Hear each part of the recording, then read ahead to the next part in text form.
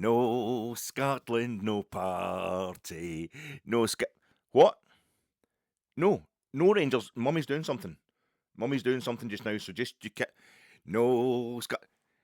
Listen, I'm getting sick. I don't care. I don't care, Derek this or Danny that. I'm not interested. It's just I am getting highly sick of this, Rangers. Mummy just wants 2 weeks to herself. 2 weeks to herself. 50 weeks a year. 7 days a week, 24 hours a day. All I do is run after you. That's all I do. And quite frankly, I get very little time. The only reason you're trying to get my attention just now is because you know it's mummy time. You know, I just what Scotland in the World. How often does Scotland get to a World Cup? It's not as if I'm going to be away for long. I just want 2 weeks. 2 weeks every 28 years to myself. And no, listen, I don't care. I don't care what it is you're doing. You're just going to have to deal with it yourself. No, you're getting far too old for this nonsense. You're just acting like a spoilt kid. Frankly, you don't appreciate me during the season. You don't appreciate me. I'm running after you all the time, and all I get is telling me. Sometimes you're actually telling me that I'm doing it wrong. See when I was your age, it was bottles going onto the pitch. Bottles. It wasn't. They had to fences up to stop us getting. I mean, I swore I would never be the same when I got to that age. I swore I wouldn't raise you like that. But it's and it wasn't tennis balls. It was glass bottles they were throwing in the pit when I was. So just maybe. I mean, you just try to get 2 minutes to yourself, and it's just wanting to get away for the summer. I mean, you chase after them all the time. What are they like? And it's just, sacking the manager. Oh, we'll sell the manager. We're getting a new manager in, and that's gonna. I have been talking to you about Derek McInnes for years, and you're not interested. But the minute I want to do something else, the minute we get some fun somewhere else, get some mummy time to myself. Oh, you want it. How you doing, folks? This is your Fat Egg in absolutely no way immediate post-match reaction pod. Coming to you in association with Gersnet, and I had some semi-skimmed milk, some nice kind of chilled semi-skimmed milk and bran flakes, muesli, a wee banana. I like a wee banana sometimes put in there if that's what you're into. Definitely a couple of mugs of caffeinated Tetley's tea, at least. Maybe you're into the coffee. I find that too strong at that point in the day. Definitely a bit of toast, maybe even a roll and bacon if you've got the kind of supplies. But it's just breakfast stuff that we're having from lunchtime onwards, which is the usual for a Scottish Sunday, let's be honest, but there's an extra reason for that today. My name's Alec Anderson, and I'm coming to you. It's the afternoon after the morning before. Scotland have beaten Haiti by 1-0 in Scotland's first match in Group C, the second game played in Group C in the 2026 FIFA World Cup Finals. Scotland have won their first game at a major tournament in 30 years, since Ali McCoy scored the only goal of the game, since Super Ali scored the only goal of the game against Switzerland at Euro 96 at Villa Park, and the Aston Villa captain, the guy who's just lifted Aston Villa's first major trophy since 1996, has scored the only goal of the game. 28th minute. I said in the preview pod that John McGinn has this thing, who's part of the Hibs team that won the Scottish Cup for the first time in 114 years. I was at that one. He's the first Aston Villa team to win a major trophy in 30 years. Only the second time Aston Villa have got to a European final, their first European trophy in 44 years. He's the captain, and he's chasing down Laurie Riley's place as fourth in the all-time list of Scotland's top scorers. He's used to being at the heart of ending long waits for the various teams that he's involved with, John McGinn, and super appropriate, almost magical that he gets the only goal of that game this morning. I'm talking to you in the Sunday afternoon.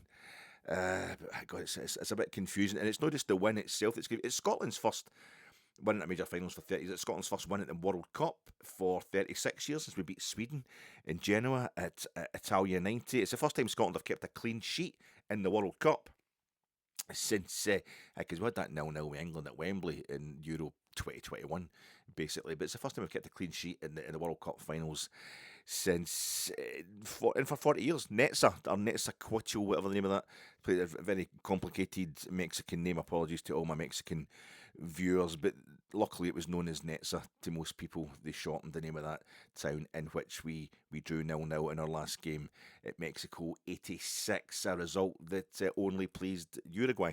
The only people that were happy with that Scottish clean sheet was Uruguay, and let's be honest, the Welsh were laughing up their sleeves after we'd put them out in the qualifying again for that one. But it's quite unbelievable. It's quite overwhelming, but not in the way you'd expect, not in the way that a lot of people are trying to sell you in the media, not even in the way I've been trying to sell you in the overly long preview pods. I've been doing a preview pod to the World Cup itself, a preview pod to this particular match against Haiti. I feel as if celebration, the level of celebration, or maybe the manner of the celebration of this result is kind of inappropriate. I feel as if joy is kind of, it's more about relief. It's a great result rather than a good one. It was certainly the performance was utterly practical.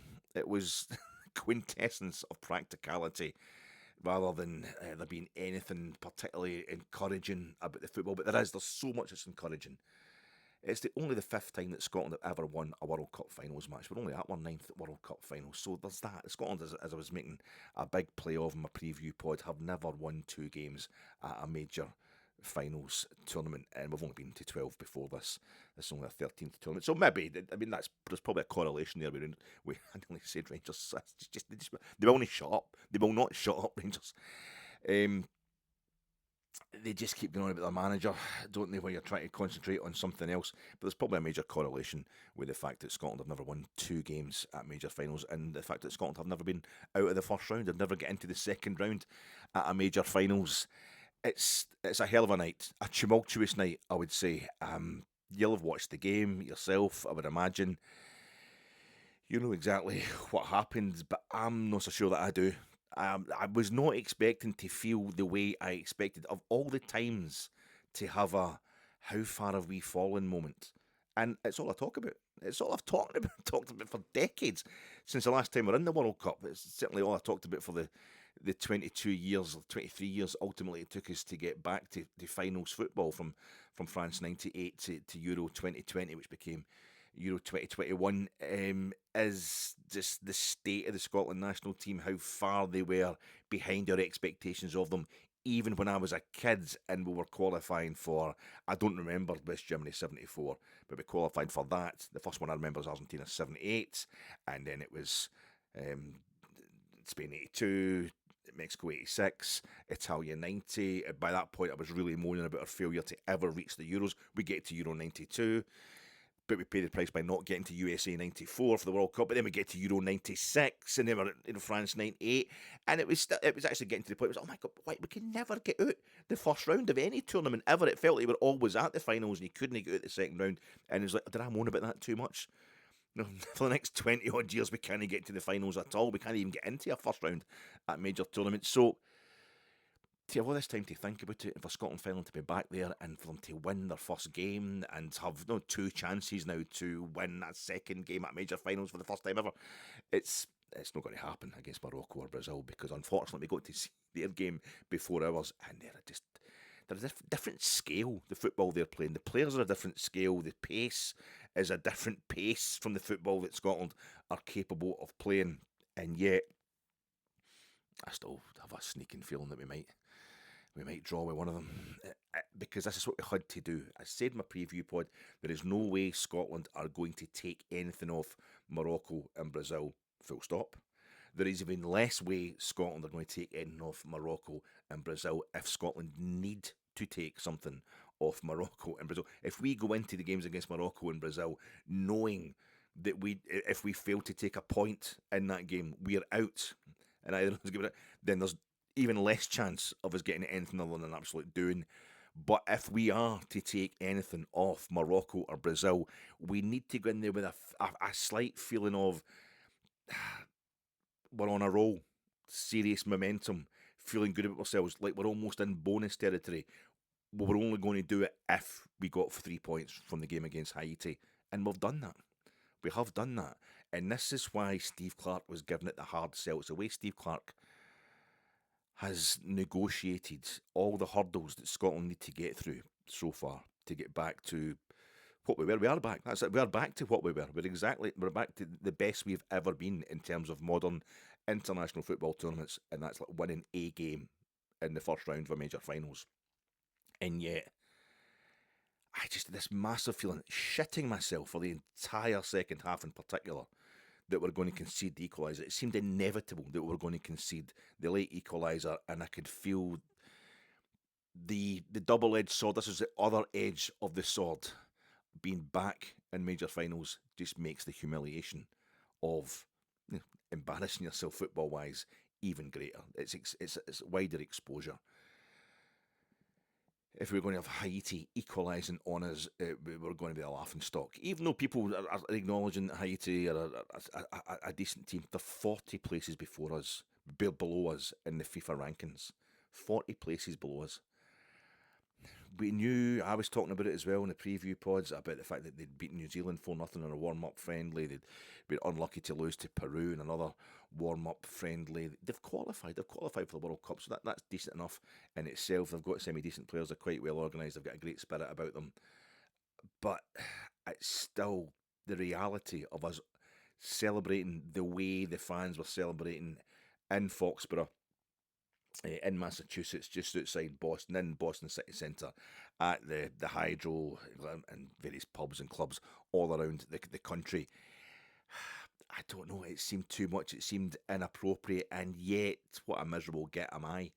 What a miserable git am I to deny people who are paying money, especially the people who are paying money to travel all the way over there and get themselves into the stadium in Foxborough. And what a support. That's what you have to say. What an amazing support, just in terms of the sheer numbers and the colour that Scotland took to that amazing stadium, the New England Patriots Stadium, and just outside Boston. It was sensational to see. Yes, they should, but I feel to see Scotland fans celebrating that way for a 1-0 win over a team that's 80, they're 40 places below us anyway in the FIFA rankings, and we both had 2 shots on target. It seemed, I think they outpossessed us by 5 or 6%. I think Haiti, it wasn't that great, but it felt like they were constantly just dispossessing us really easily, and we were camped outside our box. They weren't in reality, and they didn't have a lot of clear-cut chances, but they did have clear-cut chances. The header that the chap misses for them in the second half, where it's almost a kind of open goal, he puts it just past the far post, where it should have been the back of the net. We all thought it was in the back of the net. That was a kind of that was the real heart and mouth moment of a game that was all heart and mouth.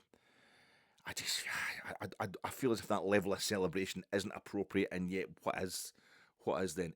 It's appropriate because so many people that are celebrating are so much younger than me, and there was a lot of people that are a bit older than me in the crowd that were celebrating like crazy in that game last night. The drink will definitely play a part in it, but coming from the generation where it's humiliating to draw with Iran.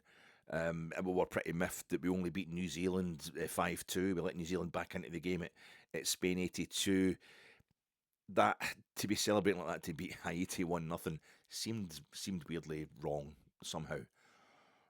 I think it just exposed to me how the World Cup has become far too big. Scotland and Haiti shouldn't be there. They just don't have the quality. We should, though. We should. I think we should.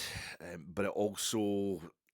It was kind of quite emotional, and I suddenly realised, for real, talking about it's one thing, but seeing it and feeling it, realising just what had happened, that 28 years had passed, seeing it at Foxborough, the stadium itself. We didn't qualify for USA 94, but when they were playing, when Nigeria and Italy and all that are playing in Argentina and Bulgaria, I think it might have been, were playing at Foxborough in 94, it was like a college stadium.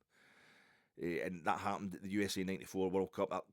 You're playing at Meadowlands, etc. There's a lot of proper stadiums are being used, and college stadiums in the States tend to hold over 100,000. Ann Arbor's got 110,000 capacity and stuff like that. It's a different... The reality is very different from the connotation. The denotation is very different from the connotation when it comes to like college football in the States, when it comes to the stadiums and that. But it felt like an afterthought for the USA. And we've got these mega stadiums now in Europe. I mean, Spurs, the new Tottenham Stadium, is an example of it.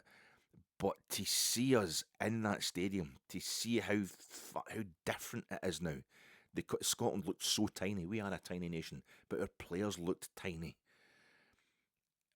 But it's our own support that was making that stadium so massive, that was a part of bringing that stadium to life.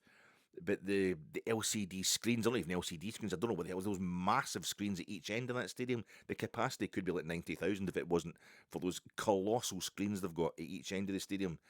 The walkways that seem to be up in the sky that are going above the stands. There's a lot of the stands aren't roofed, aren't covered there. Obviously, they get the better weather, and the fans seem to be like ants walking in the air from the drone shots above it. And the razzmatazz and every member of the squad having to shake hands with every member of the opposition squad and the refereeing squad. And, that's Craig Gordon. I hope he wasn't getting into that too enthusiastically. He's going to end up damaging his arm again. But it was massive. It was colossal, and we looked so wee in it, and we looked so far behind the times, and it's like, we need to get caught up quickly. I don't know. It just felt, what else are we supposed to do? Nobody thought we're going to thrash Haiti. We quickly established that we're not going to thrash Haiti. It's just about beating them. I am now looking at the idea that we need 4 points to go through in 8th place. Sorry, to be one of the 8 best third place teams out of the 12 groups.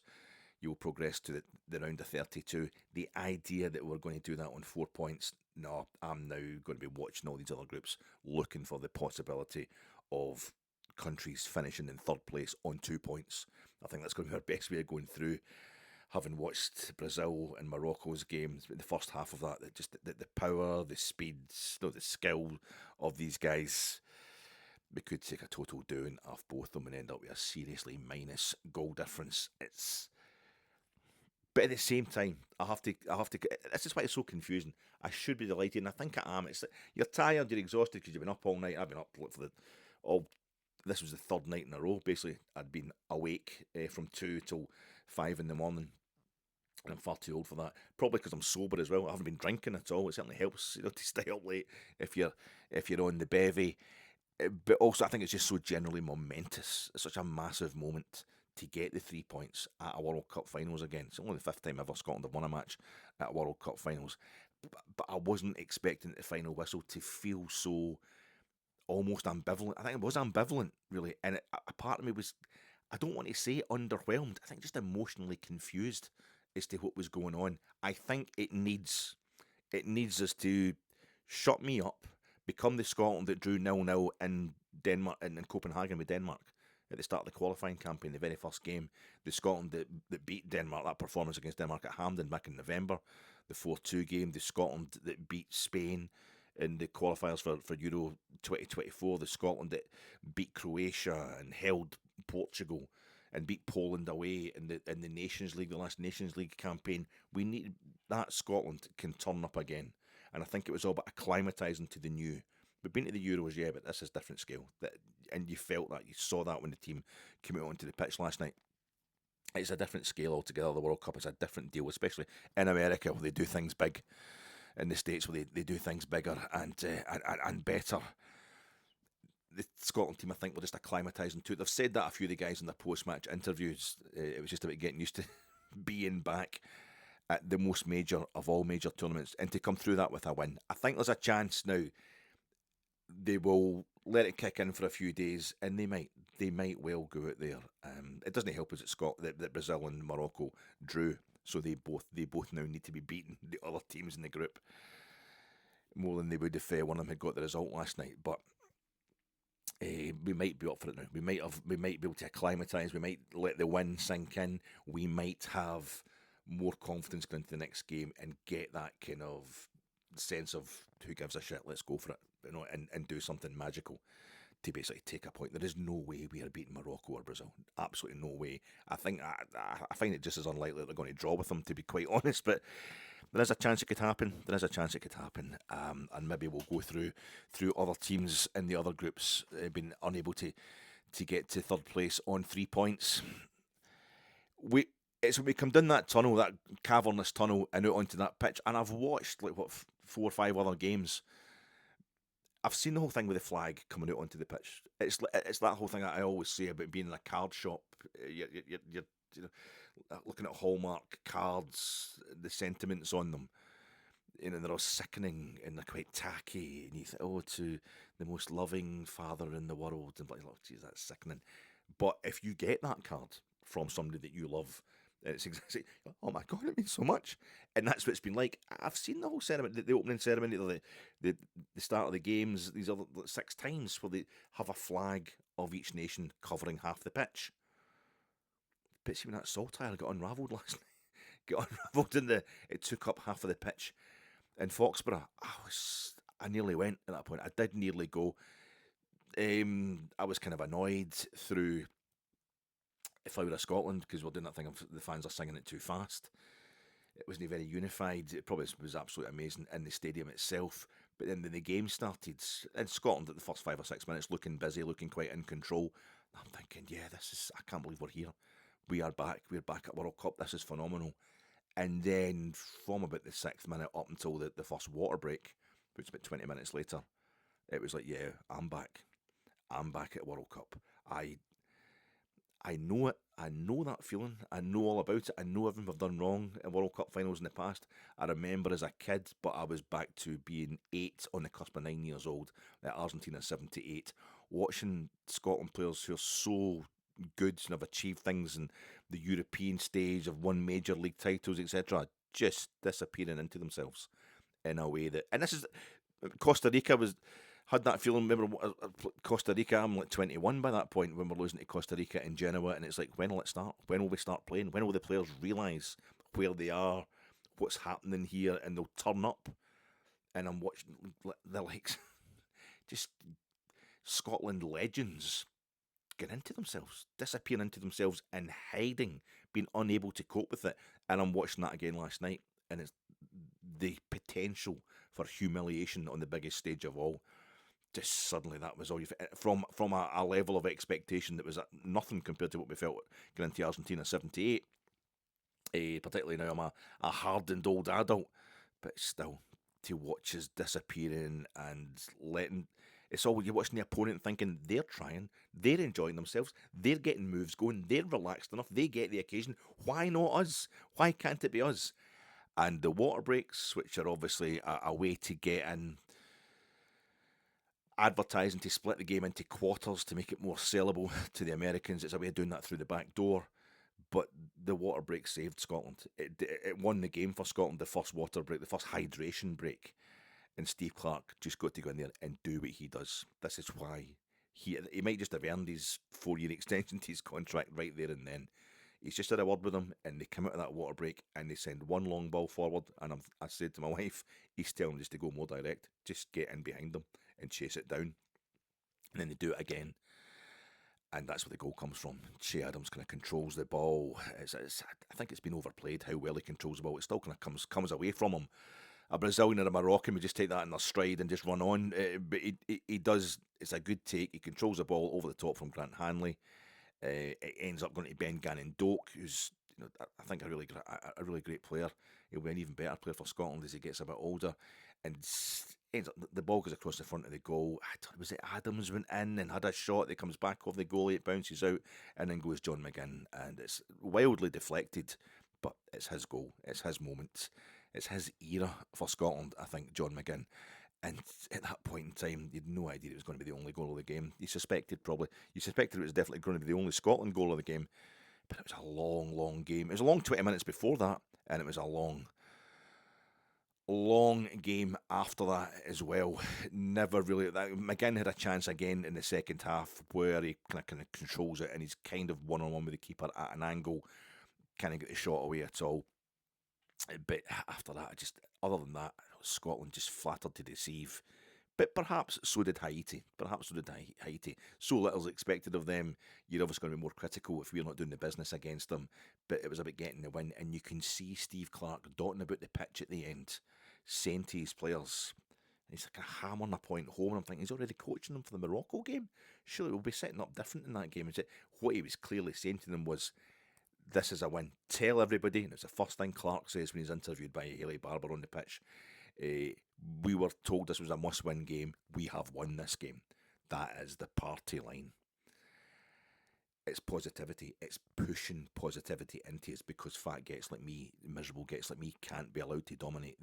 It's all very well like me sitting here and saying for years on end, we're a disgrace. As a national team, we're a disgrace. We invented international football, and for us never to get through the second round, for us hardly to qualify for tournaments, far less never get into the second round of a tournament. We should be in semi-finals. We should be in finals. It's a disgrace. That's fine. But what are you going to do about it? How are you actually going to get into these fights? How are you going to do the business? How are you going to improve the Scottish national team? I was at Steve Clarke's first game in charge. It was the qualifiers for Euro 2020.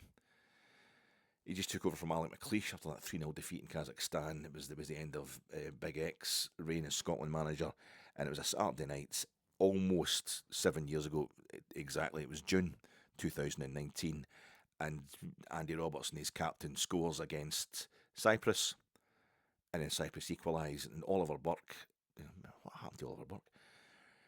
I know he's at Union Berlin, but just never had a look in really in the Scotland team for years, has he? He scores late on, and we're only beating Cyprus 2-1. And we go over to Cyprus and we beat them 2-1 in the return as well. In between times we go on a 4-game losing run. But it's home and away against Belgium and Russia. And they put, I think they're averaging, it's an average of 3 goals, more than 3 goals a game we're conceding. I think we only scored 1 goal in that run. Lauren Shankland at home in Russia. I'm at these games, well, the home games anyway. And it's just looking awful. It's looking terrible. But then it's because Alec McLeish had won his Nations League group when we're in groups, when we're in League C. He's won that. That gives us the kind of get out of jail card that gets us into the playoffs. And we draw 0-0 with Israel and beat them in penalties or whatever. Then we go to Serbia and it's 0 or 1 each. And Ryan Christie scored. And we beat them on penalties and we're in. We got there. And 4 years later, we've got Cyprus in the qualifiers for Euro 2024. And Hampden beat them 3-0 going on 5-6-0. The most routine blowing away of Cyprus I have seen. And we go over and we win 3-0 in Cyprus as well. And it's the start of the home win over Cyprus. What was it, 5-6 games in a row we won in that qualifying campaign. It was only Spain, in Spain, after a Scott McTominay goal is really ropily disallowed, that managed to beat us. Then Spain would go on to win those Euros outright. It's a phenomenal record. And then we're losing friendlies. Again, that thing of, we're at the Euros, I'll get some big friendly opponents, and it's the Dutch are beating us, putting 4 past us, and in Amsterdam, England are beating us 3-1 at Hampden. The French are beating us with 4-1, I think, in France. And it didn't go too well, Euro 2024, but this is what Steve Clarke does. He improves in a way that the only way we can improve, he's dragging us forward. He's not giving in to the negativity, but I think he's actually more negative than any Scotland supporter. He knows how shit we are. He's starting off with, he acknowledges how shit we are, and then tries to, while dealing with it on the ground, he's selling lines. He's selling whatever he needs to sell, the patter that people need to hear in press conferences, etc. And maybe to the players themselves, to just make it work, to eke out any positivity that will actually, it's not gung-ho stuff, certainly not Ali McLeod stuff, but we're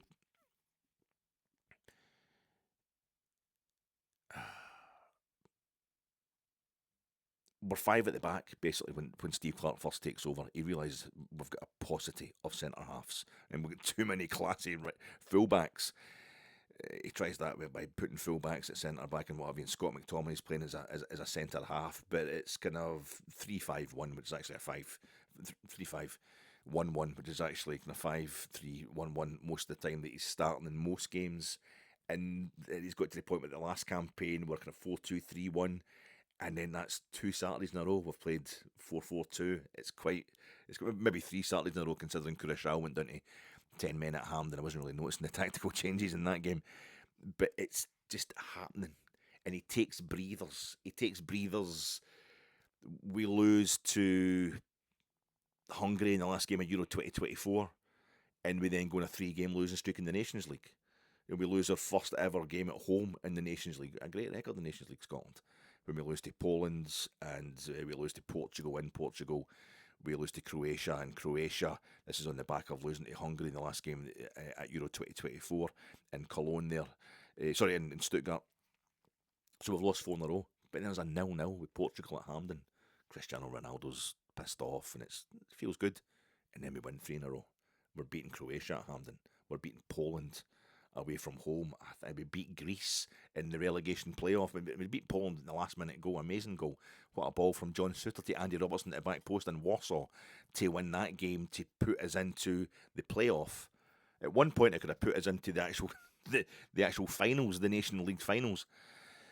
The way things were going that night, but it ends up putting us into the relegation playoff, and we beat the Greeks in Piraeus. Eventually, we get tanked at home in the second leg, but it's just these runs we go on to stabilise and convince us again that Steve Clarke is the man, but also give real material progress. And this is how we do. Steve Clarke got us to the Euros, Euro 2020, where we get 1 point. And we lose both our home games quite easily, only by 2 goals, but we lose both in its home games because we're playing it at Hampden, the finals of Euro 2020. And Patrick Schick scores a goal from the halfway line. It's humiliating in the first game. I was at that one. Thanks a lot for that, Scotland. But by the next Euros, it's, we're getting tanked, we're getting humiliated in the first game again, but it is Germany, in Munich, you know what I mean, in Bayern, in Munich. And we scored, the first one's an own goal, but we scored 2 goals in this. We get 1 single point, but we scored 2 goals in this finals.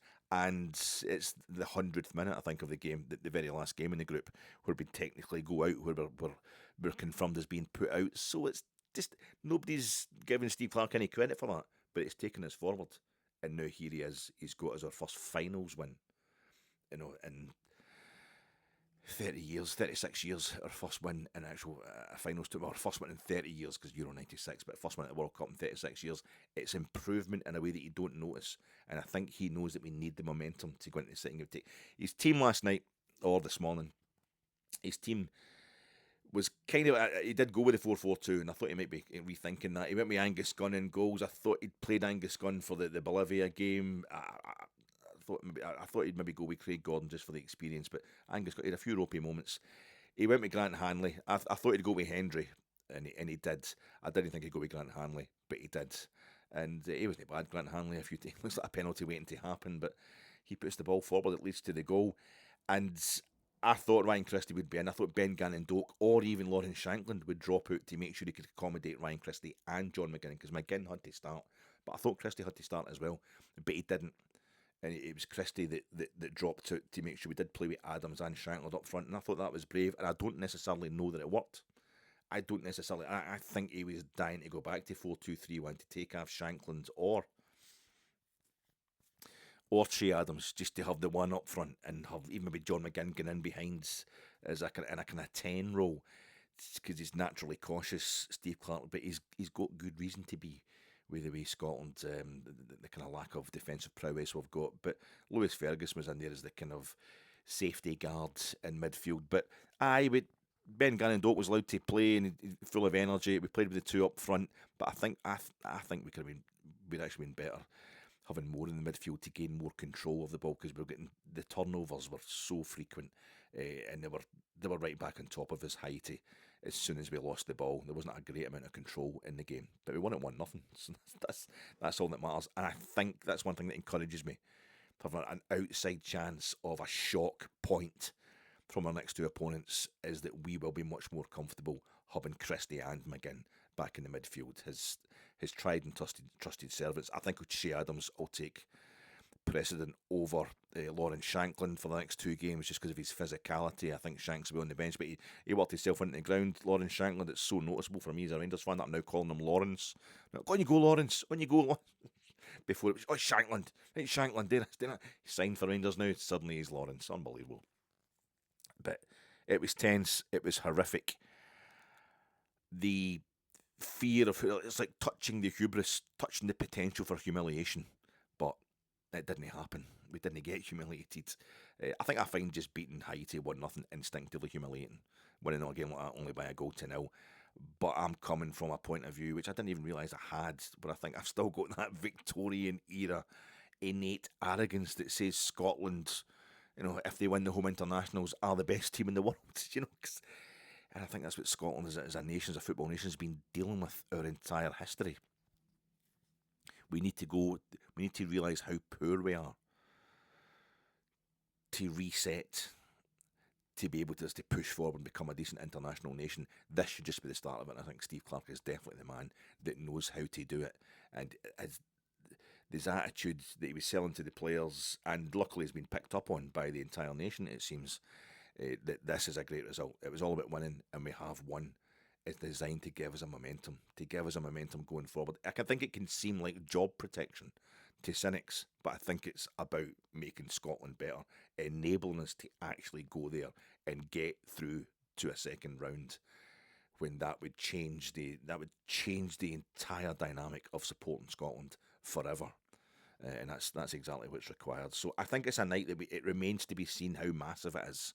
It remains to be seen if we get a draw, or even if we just avoid serious doings off Morocco and Brazil, and we progress to this second round by a third place finish. It will change everything. It will change everything again, and it'll have moved us on again significantly. We don't have the players. We just do not have the players. John McInnes captaining a Europa League winning side. Scott McTominay is winning Serie A almost single-handedly at times, you would think. Andy Robertson's won the Champions League. He's won the English Premier League. He's been in 3 Champions League finals, Andy Robertson. We've got Che Adams is playing Serie A football as well. We've got players at a great level, at a good enough level. But Souness and Dalglish and Alan Hansen, all these guys couldn't get out a first round, and I don't know.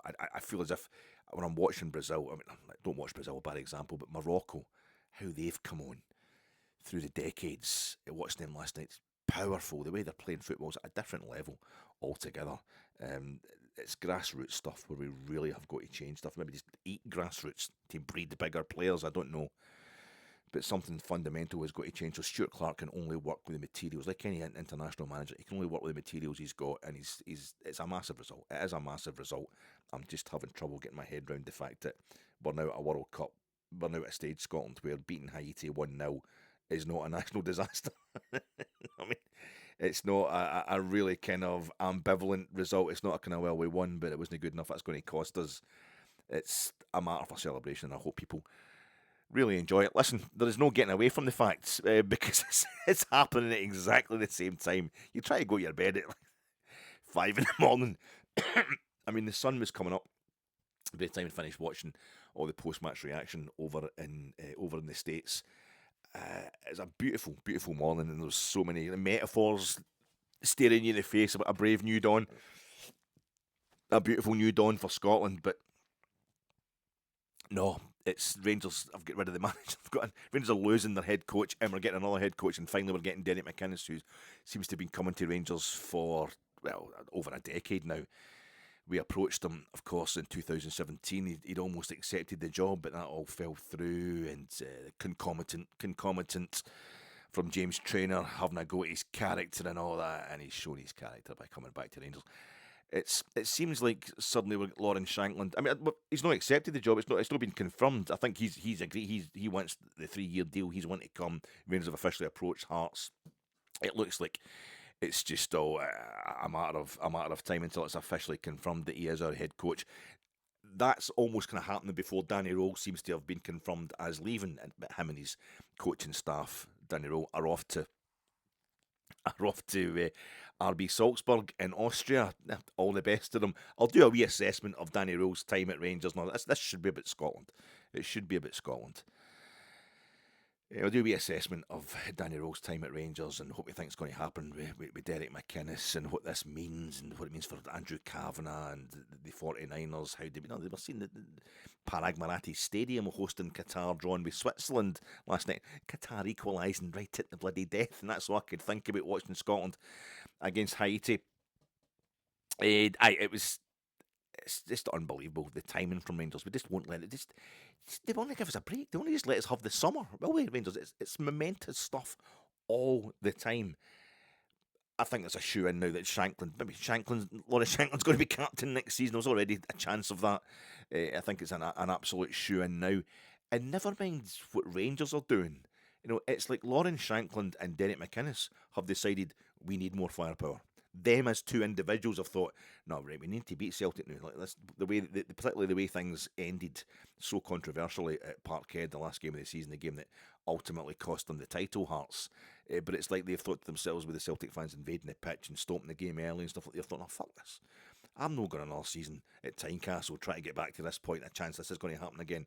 Let's go somewhere else. I will go to Rangers. That's the only other club that's got more resources than the Jambos. The only other club that isn't Celtic that's got more resources than the Jambos. Let's go there and make sure we definitely beat this old bastard a nil next season. So it's set up for a revenge fest anyway for Lawrence Shankland and Derek McInnes. They'll certainly be motivated. You can imagine the two of them thinking to themselves at the end of that, I can't get through this again. I don't have the energy to try and do this again next season. That was our chance. That was Hearts' chance. This is our chance at Hearts. They needed a new challenge, the two of them, and they've both always wanted to be at Rangers. Derek McInnes, of course, a player for Rangers, a fine player for Rangers, a fine fringe player for Rangers, but Lawrence Shankland has never played for Rangers. He's still playing. That's what he's wanted. His career has been leading to that moment, and the managerial career of Derek McInnes. He was there. He was there 9 years ago. We were giving him the keys to the door, but he didn't want it. He's a man of principle. He went back to Aberdeen, carried on. Things weren't right at Rangers, and he was absolutely spot on. But now he's back. He has wanted this job. I would imagine it's quite difficult when you think of what we're going to Kilmarnock in the Championship. I was watching their game against Arbroath that decided they were going to go up. Kilmarnock, that was Derek McInnes, and now we're hoping he's going to be winning the top title with ourselves. It just seems like we've eschewed the Red Bull model. It's stuff the player trading model, says Andrew Kavanagh. I want, Lawrence Shankland. He's available. Get him. Get a guy who's going to be 31 in August, who's just a total bear and has been scoring goals last season. Celtic have won the league by getting a 89-year-old in as manager who knows the league. Let's do the same. We'll get in Derek McInnes. He has never won the title. He won the League Cup with Aberdeen. Is that always? I think that's maybe all he's won as a manager. McInnes, he's won promotion with various clubs and finishing second with Aberdeen and finishing second with Hearts. It's definitely achievements, because of the far smaller resources they've got compared to the old firm. These clubs. But no, he has to win the league title. So there's definitely a risk there. I think the vast majority of Rangers support can see it happening. We've resolved ourselves to we need to win the title again. We can't keep watching Celtic winning this league title by having so many players who know the league and are used to winning it, are used to doing it in domestic scene. Celtic shitting out of Europe so often. We shut out of Europe last season. I feel a bit sad that that's what we're going to do now. I also feel slightly concerned that Andrew Kavanagh, he's having these conversations with the fans continually, and he really has done well with chairman and being a kind of, Jim Gillespie's in there now, but he's been a kind of de facto CEO after sacking his previous CEO, as well as a sporting director, technical director after sacking his previous sporting director, technical director. Thelwell and Stewart getting the bullet when that didn't work out right. And it was such a farce in replacing Russell Martin that it looks like we've basically over a weekend replaced Danny Röhl before he's even left the club with somebody that the Rangers support are more than happy with. Generally, most Rangers supporters are more than happy. I'm just a bit worried he's got his nose maybe too far to the ground. Andrew Kavanagh, we're losing any semblance of being a kind of far-thinking club who've got European ambitions as well as domestic ambitions. He's gone on to the trackside at Falkirk. He's on the trackside at St Mirren to talk to the punters, and the punters, it's the loudest punters. The loudest punters are really the cleverest ones, and they're giving it, just get this fucking League One, Andrew. Just get McInnes in. Get fucking Shankland up front, somebody that can do the business here. And I'm worried we might be maybe a Dunning-Kruger kind of management model we're going for now. Whatever's the loudest, just do that. I don't think so. I think Derek McInnes will love it. I think it's his own hair. He's no dyeing it. He's letting it go grey gracefully, but it's a cracking mop of hair. So he's in the Walter Smith school in more ways than just by his tactics. I've seen a few Celtic fans call him McInnes. Was it set piece McInnes? So this is it. They're obviously scared, and it comes when they start insulting their choices. But Rangers just won't let it go. Unbelievable. I'll come back, as I say, later in the week, folks, and kind of preview the Scotland against Morocco game. I should be doing that just itself, but not. I'm going to have to do a whole assessment of, yet again, the previous head coach and the next head coach we're bringing in. There's a smoothness about it though with Rangers. It's been done. The business has been done really well. It looks like everything behind the scenes, from above the management position, above the head coach position, up to the boardroom, is getting smoother. It's getting better. It's getting more efficient. I think we've got more faith in that. We're going to get a major compensation package greater than the outlay for Danny Röhl from RB Salzburg. We're going to get a compensation package from that, which by all accounts seems to be much greater than what it's going to cost us to get Derek McInnes from Hearts. So it's good business. It's keeping most of the fans happy, but sometimes just worried. Sometimes the kind of short term hit for the fans. I'm happy with it. I'm happy with Derek McInnes as manager. I have faith that it's going to get us a league title. I've kind of almost given up on Europe as well, Mister. I just want European glory. Aye, we just need to get that league title. Just need to. I've been sucked into the Celtic hate fest. Just stop the bastards winning the league. Just stop them winning the league. Do what we've got to do that. Hunt Martin O'Neill, have him, disappearing over the horizon in January, just making lots of excuses about how the whole country's against him, refereeing conspiracies and stuff like that.